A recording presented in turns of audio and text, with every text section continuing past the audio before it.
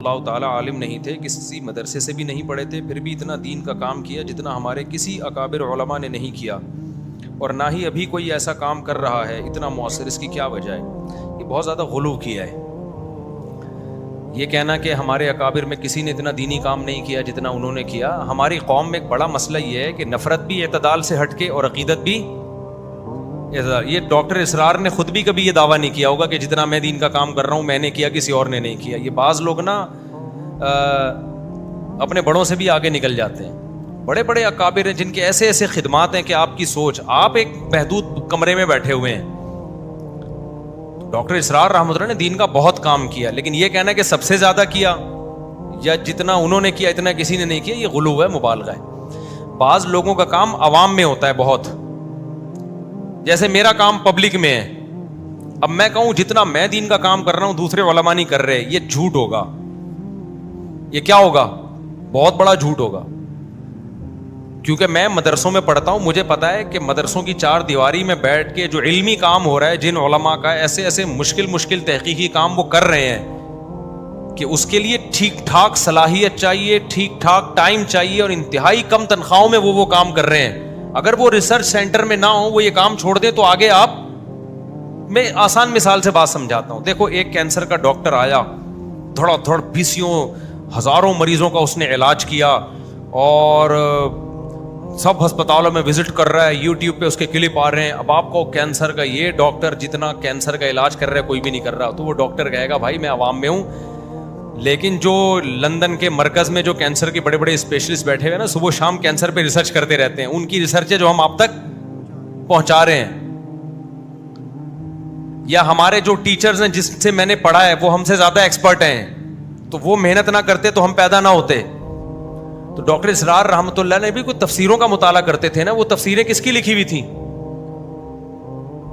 وہ تو علماء کی لکھی ہوئی تھی ساری تفسیریں، اور وہ بتاتے بھی تھے۔ ڈاکٹر اسرار رحمۃ اللہ کی سب سے خاندانی بات یہ تھی کہ انہوں نے یہ دعویٰ کبھی نہیں کیا، علماء سے کٹایا نہیں ہے لوگوں کو۔ آج جتنے اسکالرز آ رہے ہیں نا جو عالم نہیں ہیں، ان کا وے آف ٹاکنگ جو ہے ایسا ہوتا ہے کہ بس ہم ہی ہیں، باقی سارے کیا ہیں؟ غلط ہیں۔ ڈاکٹر اسرار رحمۃ اللہ نے تو علماء کی خدمات کا اعتراف کیا، بر صغیر کے علماء نے کیا کیا خدمات کی ہیں۔ پھر وہ جو کتابوں کا مطالعہ کرتے تھے، جن اردو تفسیروں کو وہ دیکھتے تھے، وہ تو ساری بر صغیر کے علماء نے لکھی ہوئی ہیں۔ وہ انہوں نے بیان القرآن کا بھی حوالہ دیا جو مولانا رشید تھانوی کا لکھا ہوا ہے، مفتی محمد شفیع صاحب رحمۃ اللہ کی کتاب کا بھی حوالہ دیا۔ تو وہ تو اگر یہ علماء کتابیں نہ لکھتے تفسیر کی اتنی محنت کر کے، تو وہ درس بھی نہیں دے سکتے تھے۔ تو یوں کہا جائے گا ڈاکٹر اسرار رحمۃ اللہ نے دین کی بہت زیادہ خدمت کی ہے۔ یہ کہنا کہ سب سے زیادہ کی ہے، یہ دعویٰ یہ بہت مشکل ہوتا ہے۔ بہت سے لوگ عوام میں نہیں ہوتے لیکن ان کا کام بہت زیادہ ہوتا ہے، اور بہت سے لوگ عوام میں ہوتے ہیں لیکن یوٹیوب کی سوشل میڈیا پہ نہیں ہے۔ وہ حضرت مولانا سرفراز خان صفدر صاحب رحمۃ اللہ علیہ جو گجرانوالہ میں ہوتے تھے، 20 سال انہوں نے تفسیر کا لیکچر دیا ہے، اور بہت ہی علمی لیکچر ہوتا تھا ان کا، لیکن وہ میڈیا پہ نہیں ہے۔ اور 20 دفعہ انہوں نے پورا قرآن تفسیر کے ساتھ ختم کروایا، اور وہ ایسا ان کا لیکچر ہوتا تھا کہ ایک ایک، جب حضرت مولانا سرفراز خان صفدر صاحب رحمۃ اللہ کی اگر آپ کتاب پڑھیں گے نا تحقیقی، کوئی بھی جب کسی مسئلے پہ تحقیق کرتے ہیں تو ایک صفحہ لکھنے میں انسان فیصلہ کرتا ہے کہ ان کو کم از کم 2-3 مہینے لگے ہوں گے، اس میں اتنی ریسرچ ہوتی ہے۔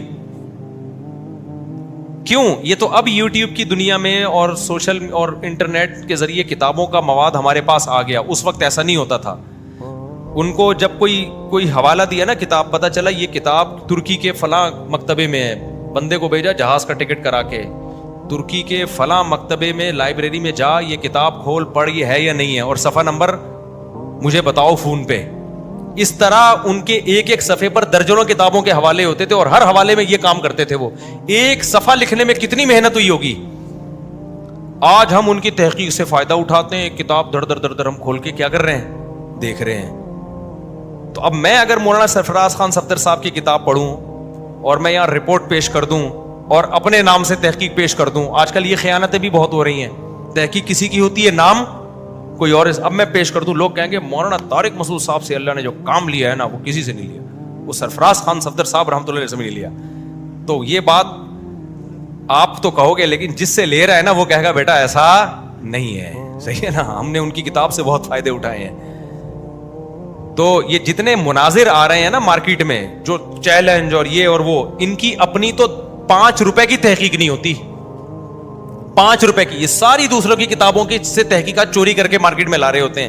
یہی وجہ ہے کہ دوسرے نے جو غلطی کی ہوتی ہے نا, یہ وہ غلطیاں کر رہے ہیں. 20 رکعت تراویح پہ ایک کلپ ہے, ایک ضعیف حدیث کسی نے پیش کی 8 رکعت تراویح پہ, اور دعویٰ کیا گولڈن سند ہے, گولڈن, ٹھیک ہے نا, حالانکہ وہ ضعیف سند ہے, گولڈن تو بہت دور کی بات ہے, وہ سلور کی سند بھی نہیں ہے, گولڈن کی کہاں سے ہوگی. ابھی بھی آپ دیکھ لیں جنوبی ممالک جو آتے ہیں, تو وہ پتہ ہے کیا ہے, وہ جس نے 8 رکعت تراویح پہ کتاب لکھی ہے نا, میں نام نہیں لوں گا جس کی کتاب, اور وہ پھر مسئلے کھڑے ہوتے ہیں, کوئی فائدہ نہیں ہے, نفرتیں پھیلتی ہیں. لیکن میں تو ایک مثال دے رہا ہوں, علاقے ہیں وہ افریقہ, 8 رکعت تراویح پہ گولڈن سند, وہ اپنی تحقیق نہیں ہے, وہ جس بیچارے نے لکھی تھی 8 رکعت تراویح پہ, اس کو غلطی ہو گئی تھی گولڈن سند کہنے میں, اس نے گولڈن لکھ دی, یوٹیوب پہ کہنے والے نے بھی گولڈن کہہ کے پارسل کر دی. یہ آج کل کے اسکالرز کی تحقیقات ہیں. اور ساؤتھ کی طرف گئے, یہ 3 سمجھتے ہو کہ نہیں, وہ گولڈن چلا رہا ہے, پہلے آبادی دنیا میں لیکن وہ ضعیف سند ہے, مضطرب ہے, اس کو بڑے بڑے محدثین نے ضعیف قرار دیا. اچھا, میں نے چونکہ 8 رکعت تراویح پہ ان لوگوں کی کتابیں پڑھی ہیں نا, تو مجھے پھر وہ سمجھ جاتا ہوں یہ گڑبڑ کر رہے ہیں. تو جس نے 8 رکعت تراویح پہ کتاب لکھی, اس نے ایک اور دعویٰ کیا بالاتفاق یہ حدیث صحیح ہے. تو جس نے یوٹیوب پہ کلپ بنا کے ڈالا, اس نے کہا بالاتفاق یہ حدیث کیا ہے, پھینکنے کی حد ہوتی ہے. ہمیں قرآن سے پتہ, لیکن لوگ کہیں گے اس کی تحقیق دیکھو یار, پھیلی ہے یہ خاندانی, حالانکہ تحقیق کس کی ہے, جس کی ہے, اس بیچارے کا تو نام بھی کوئی نہیں جانتا. شمال کی طرف جسے تو یہ